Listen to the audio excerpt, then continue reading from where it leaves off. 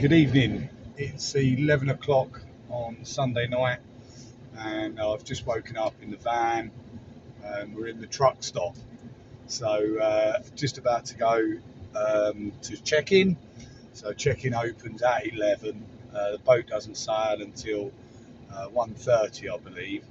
So this is where it's getting really exciting now, because everything we've done up until this point, I've experienced before. I've been to Bristol, I've been to London, I've been to Wimbledon, and I've been to Wales.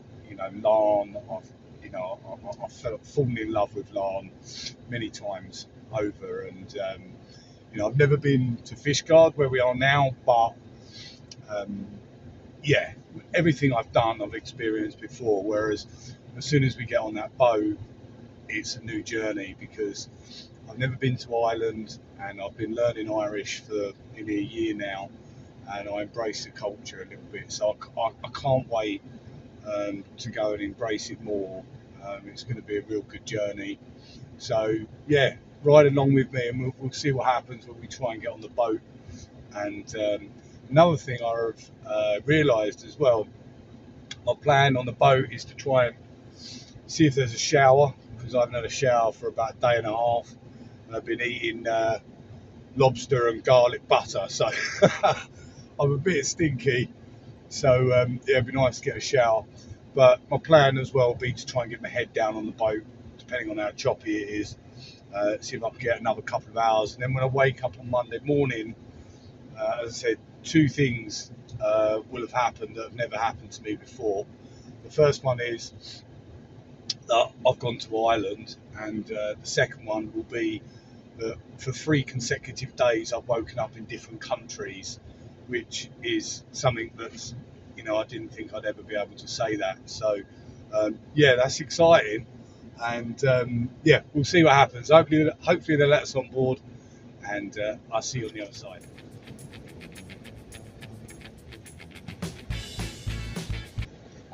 Hiya. Good, thank you. Do you mind switching the engine off? Yeah, please? sure. Okay, fine. If I could just have a look at your. I don't need passport. Oh. If I could just have a look in the Yeah, in the back. It's okay. Yeah, of course it is.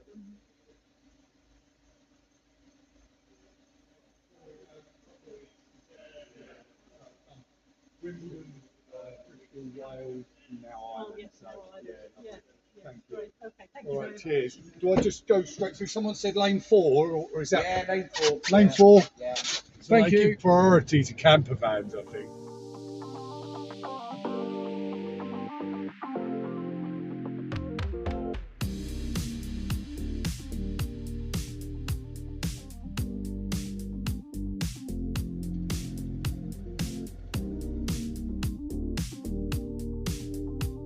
Okay, so the boat is docking, which is fantastic news. So I'm back in the van. What I'm going to do is, there's a town that's about 45 minutes drive called New Ross, and I've had a little look, and they've got a sports centre, and I think they do like a sauna and jacuzzi, and more importantly for me, a shower for like €7, which is a bargain. So I'm probably going to go and do that.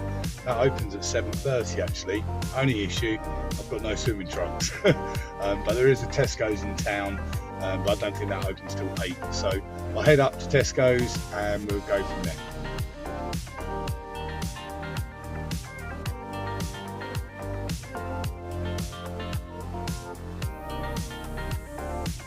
Okay, just been to Tesco's, and got to try my first bit of Irish, which I'm really pleased about, and it actually went down all right.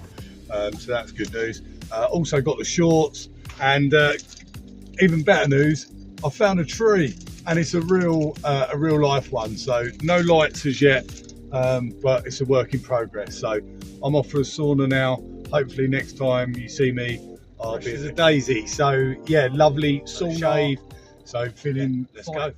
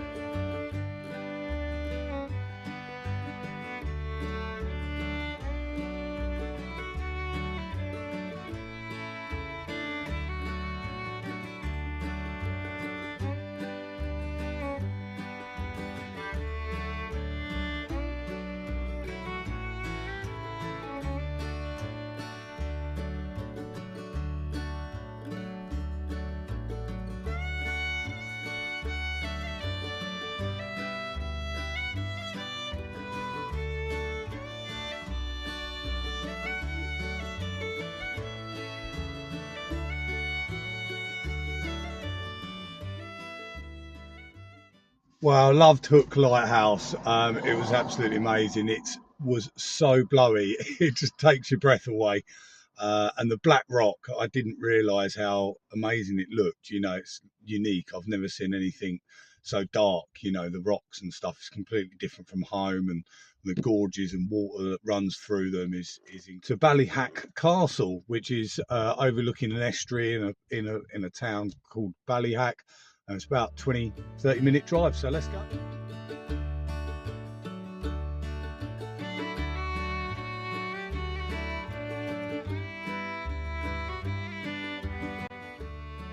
So to give you an idea, we started about half an hour upstream, up that way, and we've travelled all the way down there this morning, over the top, all the way to about 20 minutes that way to Hook Lighthouse, and then we've just come all the way back here. So where we are, we're going to visit the castle round the corner in a second, but to save taking the half an hour trek up there, I've just discovered there's a little ferry that takes us across. So we're going to hop on the ferry, all being well, if they let us on with a van, and cut the corner.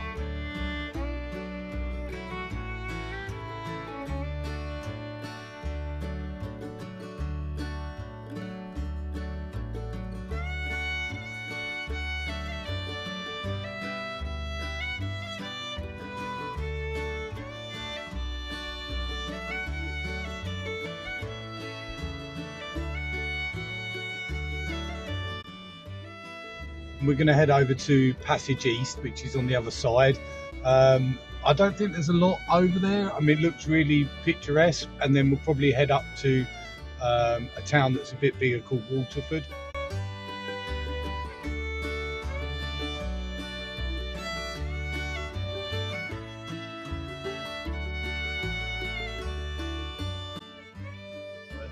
One way return.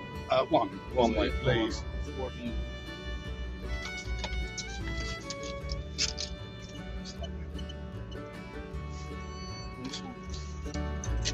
Sorry, Margaret.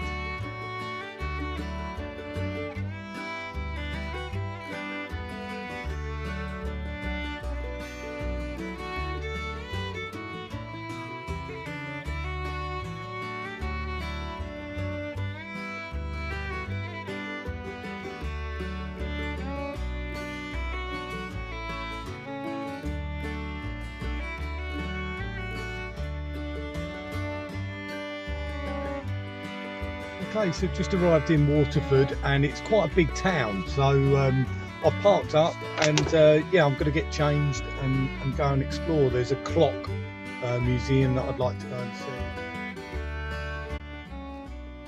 So how did the museum come about? So the museum is here thanks in the main essence due to two Dublin businessmen, two collectors who spent a lifetime collecting, restoring, going to auctions, built up a huge collection of clocks. Something happened to them, or when they passed away, what would happen to all the clocks? Yes. They chatted with their families, and they said, well, we might keep one or two of them, but we'll probably sell a lot of them. And they didn't like the idea of the collections being broken up.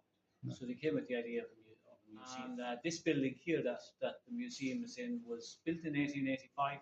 It's a Methodist church. It was taken out of commission as a church in 1999. Okay. We're only up for 5 years. Yeah. So yeah, when they showed them this building and with the history and the beautiful surroundings, they said, yeah, this is... How many clocks have you got? So we've got a couple in the main museum, and they're not all on display. There's probably about 700 or 800. Wow. If you include pocket watches. Yes. And then we have an extension that will be coming that I'll show you upstairs. Fantastic. Yeah? Should we go and have a look? Yeah, we can have a look. Yeah. Brilliant. So this is a big collection. Yeah. So the two collectors, David Bowles and Coleman Curran. So David would have the bigger collection, but between them, they've spent an awful lot of time, as I said, putting into collecting and restoring clocks. And this is the biggest collection in one place of Irish clocks. So they had a particular interest in Irish clocks. So is this all Irish clocks here, or a mix? About 80% of it is Irish. This area along the back wall here upstairs is international clocks. Okay. So our next collection is that David got word of a private collection of cuckoo clocks in the UK, that was going up for auction. I think the owner, I think, deceased or whatever. And so he was contacted by an auction house to see would he like to see the castle, blah blah blah. So he went over and he did a deal to buy the whole collection, Wow. 550 to 600 Yeah. cuckoo clocks. Wow, that is good. Fantastic. Yeah. Thanks for showing me around and appreciate it. That's all. Thank you.